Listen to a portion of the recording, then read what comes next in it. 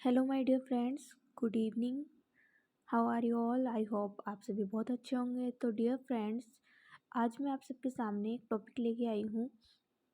आप सभी जानते हैं कि अभी बिहार में शिक्षक भर्ती हुई है और अभी एग्ज़ाम्स होना है 7 से 10 दिसंबर के बीच में। एडमिट कार्ड भी आ गए हैं उसके। तो बहुत सारे NIOS DLED वाले जो स्टूडेंट्स हैं उन्होंने फॉर्म अप्लाई किया था इसमें। बट अब यह चीज़ आ रही है सामने कि सुप्रीम कोर्ट ने NIOS DLED को इनवैलिड बता दिया है। मतलब 2017 में ये कोर्स कराया गया था। 2017 के बाद 18, 19 और अब देखिए 23 चल रहा है। इस बीच बहुत सारे बच्चों ने क्या किया है, CTET क्वालिफाई किए हैं दोनों पेपर, उसके बाद UP TET क्वालिफाई किए हैं। कुछ टीचर गवर्नमेंट जॉब भी कर रहे हैं और इसके अलावा अभी KVS का जो एग्ज़ाम हुआ था उसमें भी बहुत सारे टीचर्स ने क्या किया था, मतलब अप्लाई किया था। तो अब देखिए अचानक से गवर्नमेंट का ऑर्डर आता है। ऐसे ही BED वालों के साथ भी हुआ। जब BED के लिए आप लोग को ये करना था कि फर्स्ट टू फिफ्थ या प्राइमरी में BED को आपने वैलिड नहीं मानना था, तो उन बच्चों के आपने फॉर्म ही क्यों भरवाए?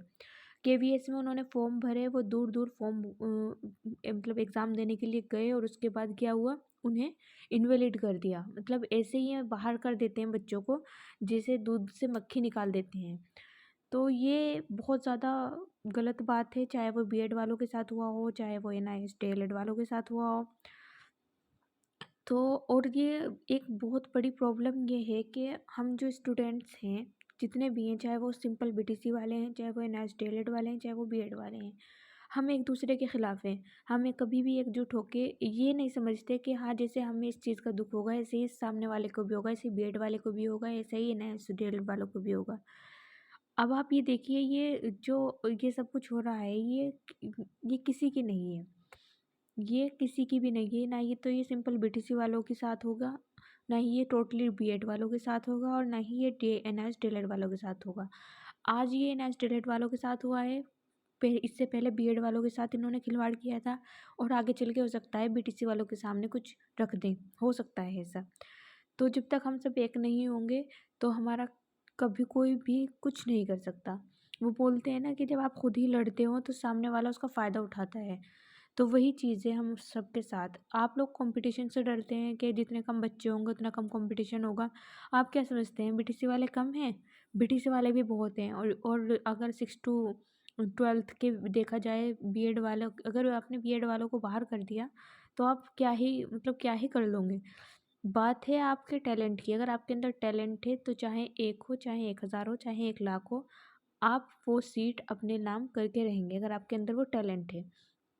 ये बोलते हैं कि ये जो NIOS DLED का कोर्स है ये 18 मंथ का है, जबकि इसकी मार्कशीट पर लिखा हुआ है कि 2 वर्षीय डिप्लोमा, साफ साफ लिखा हुआ है। तो सबसे बड़ी गलती तो ये है कि अगर ये 18 मंथ का है तो आपने 18 मंथ की मार्कशीट क्यों नहीं दी हमें, 2 वर्ष का मार्कशीट क्यों दी?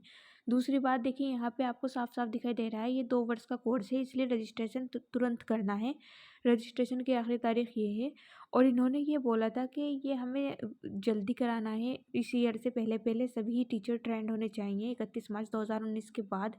ऐसे प्रशिक्षित शिक्षक जिनके पास ये योग्यता नहीं होगी वे पढ़ा नहीं सकते। तो इस वजह से इन्होंने इसे जल्दी कराया था। तो स्टूडेंट्स ने इन्हें नहीं बोला था कि हमें आप 18 मंथ में कराओ या 15 मंथ में कराओ।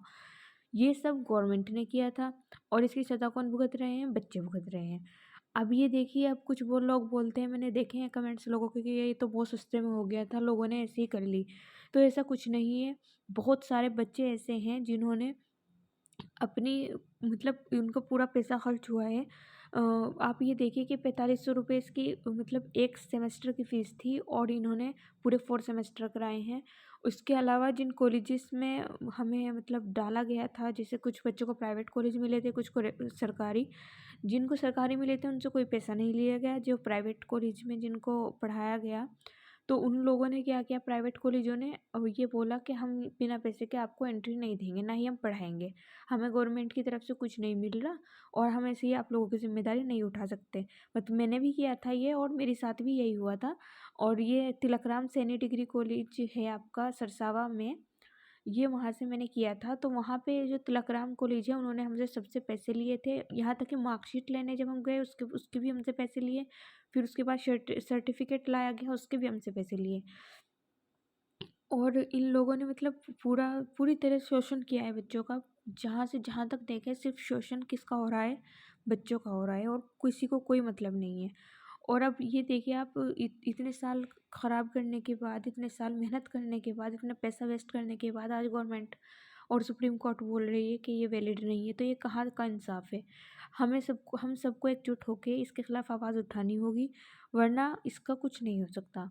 और जब तक हम चुप रहेंगे तब तक ये लोग हम पर अत्याचार ऐसे ही करते रहेंगे। तो मेरी आप सभी से गुजारिश है, प्लीज़ इस वीडियो को ज़्यादा से ज़्यादा शेयर कीजिए और इसके खिलाफ आवाज़ उठाइए, और सब एक साथ मिलकर इसके खिलाफ आवाज़ उठाइए। आप ये मत सोचिए कि हम तो सेफ हैं, हम बीटीसी वाले हैं, जिसके साथ हो रहा है होने दो। नहीं, आज ही हमारे साथ हो रहा है, कल आपके साथ भी होगा। देखिए बीएड वालों को इन्होंने कैसे आउट कर दिया था फर्स्ट टू फिफ्थ से, प्राइमरी से। क्या वो एलिजिबल नहीं है इसके? तो इनकी थिंकिंग देखिए आप कि इनकी थिंकिंग क्या है। तो मैं बस आप लोगों से यही कहना चाहूँगी कि प्लीज़ ज़्यादा से ज़्यादा सपोर्ट कीजिए एक दूसरे को, और सब एक साथ मिलकर आवाज़ उठाइए, तो तभी कुछ हो सकता है। Thank you so much.